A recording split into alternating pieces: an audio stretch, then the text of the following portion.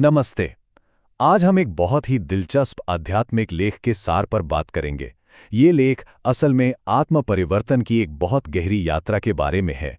एक ऐसी यात्रा जो कांटों से फूल बनने की बात करती है। तो इस आध्यात्मिक सफर को समझने के लिए हम इसे 5 हिस्सों में देखेंगे। शुरुआत होगी कांटों और फूलों के एक रूपक से, और फिर हम धीरे धीरे उस मंजिल तक पहुंचेंगे जहां एक दिव्य हस्ती बनने की बात की गई है। चलिए शुरू करते हैं। तो सबसे पहले ये जो लेख है, ये दुनिया को एक बहुत ही शक्तिशाली रूपक से समझाता है, और वो रूपक है कांटों और फूलों का। और यहीं से एक बहुत ही बुनियादी सवाल उठता है कि आखिर हम हैं क्या, कांटे या फिर फूल? क्या हम दूसरों को दुख देते हैं या सुख? देखिए, यहाँ पर परिभाषा बहुत साफ दी गई है।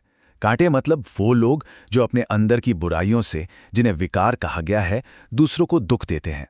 और दूसरी तरफ है फूल, जो अपनी पवित्रता से, अपनी अच्छाई से सबको अपनी ओर खींचते हैं, एकदम अट्रैक्टिव।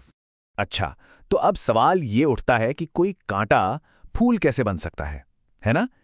यहीं पर एक बहुत ही अनोखे मार्गदर्शक की, एक गाइड की एंट्री होती है। और सबसे दिलचस्प बात क्या है पता है? ये शिक्षक कोई इंसान नहीं है, कोई गुरु नहीं है, बल्कि एक निराकार यानी बिना शरीर वाली एक सर्वोच्च आत्मा है जो सारा ज्ञान देती है। तो इस शिक्षक का मकसद क्या है? सिर्फ एक, आत्माओं को वो ज्ञान देना जिससे वो अपने असली दिव्य स्वभाव को फिर से जगा सकें। और क्यों? ताकि वो आने वाले एक नए युग, स्वर्ण युग के लिए तैयार हो जाएं। चलिए, अब बात करते हैं उस मुख्य ज्ञान की जो ये शिक्षक देते हैं। और ये कोई मामूली ज्ञान नहीं है, ये एक ऐसा ज्ञान है जो हमारे अपने बारे में और समय के बारे में हमारी पूरी समझ को ही बदल कर रख देता है। तो सबसे पहली और सबसे जरूरी बात जो समझाई गई है वो ये है कि हमारी असली पहचान ये शरीर नहीं है। हम असल में एक अमर, कभी न मरने वाली आत्मा है। और ये आत्मा अपने आप में बहुत खास है। इसे एक छोटे से चमकते सितारे जैसा बताया गया है। इसके अपने गुण हैं, जैसे इसका मूल स्वभाव ही शांति है।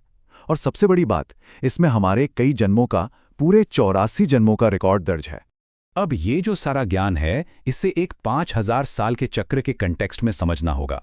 एक ऐसा चक्र जो बार बार दोहराया जाता है। इसे विश्व नाटक चक्र कहा गया है, और हर एक आत्मा इस चक्र से होकर गुजरती है, सतयुग से कलयुग तक। तो ठीक है, ज्ञान को समझ लिया, लेकिन ये तो सिर्फ पहला कदम है। असली बात है इसे जीवन में उतारना, और उसके लिए एक खास अभ्यास, एक प्रैक्टिस की जरूरत पड़ती है। और ये पूरा का पूरा रास्ता एक मानसिक तीर्थ यात्रा पर टिका है।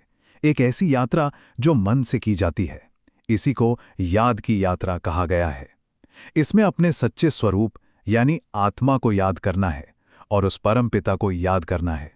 लेकिन ये यात्रा इतनी सीधी और आसान भी नहीं है। असल में इसे एक लड़ाई बताया गया है, एक युद्ध। पर यह लड़ाई किससे है? ये लड़ाई है अपने ही अंदर। इसे माया के खिलाफ युद्ध कहा गया है।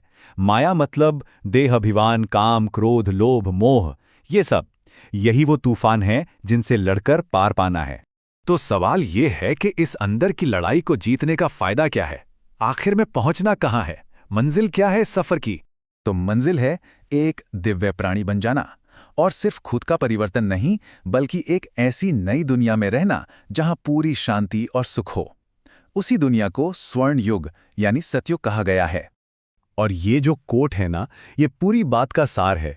मीठे बच्चे, अपने स्वीट बाप को याद करो तो तुम सतो प्रधान देवता बन जाएंगे। मतलब प्रैक्टिस को सीधे सीधे रिजल्ट से जोड़ दिया गया है। बस याद करो और तुम वो बन जाओगे। तो आखिर में ये पूरा ज्ञान हमें एक बहुत ही गहरे सवाल के साथ छोड़ जाता है। सोचिए, अगर हर आत्मा का इस महान नाटक में एक तय पाठ है जो हर 5000 साल में बिल्कुल हूबहू दोहराया जाता है, तो इसका हमारे लिए मतलब क्या हुआ? इस पर सोचने के लिए बहुत कुछ है ना?